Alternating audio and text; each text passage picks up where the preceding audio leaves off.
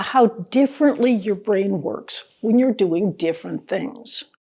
When you're really focused on solving a math problem, working step by step, one part or a smaller network of your brain becomes very active.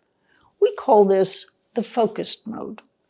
It's like a spotlight that helps you zero in on exactly what you're trying to learn. But there's another way your brain works, a different mode that kicks in when you're not intensely focused on something. You might notice this when your mind begins to wander. That's when your brain can make surprising connections and process what you've learned. We call this the diffuse mode. Your brain has a natural rhythm when you're learning. It switches back and forth between these two different modes. You can't be in both modes at once, at least not for the same topic. Think of it like breathing in and breathing out. You need both, but you can't do them both at the same time. This back and forth rhythm is actually crucial for learning deeply. When you're learning something new, you'll concentrate hard for a while. Then you need time to either practice with what you've just learned or let your mind wander and process it.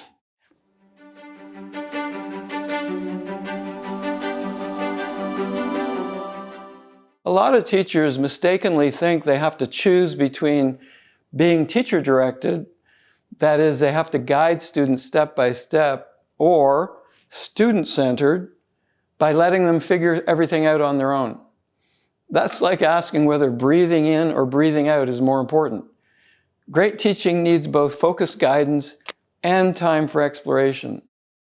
Some people believe students only learn when they discover things for themselves. Others think students need step-by-step instruction all the time. The truth is we need both, clear guidance and time to explore. Something amazing happens when learning clicks into place, whether it's one student suddenly understanding decimals or a whole class getting excited about solving equations. A scientist named Emil Durkheim called shared excitement collective effervescence. And it is indeed a magical moment when things suddenly make sense. So what does this mean for you? If you're a teacher, create a rhythm between showing and letting students explore in your classroom. Guide your students clearly, then step back and let them wrestle with the ideas. Watch for signs that they need more help or are ready for bigger challenges. If you're a parent helping with homework, sometimes your child needs a clear explanation. Sometimes they need quiet time to think things through.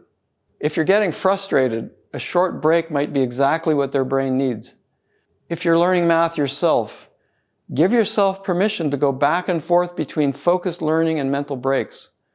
When you're stuck, it's okay to step away for a bit.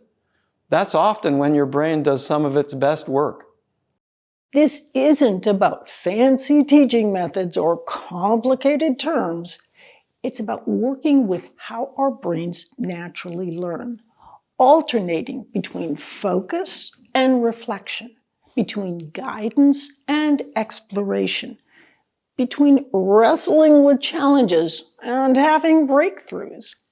When we work with these natural patterns, math becomes less scary, teaching feels more natural, and learning turns into an adventure rather than a chore.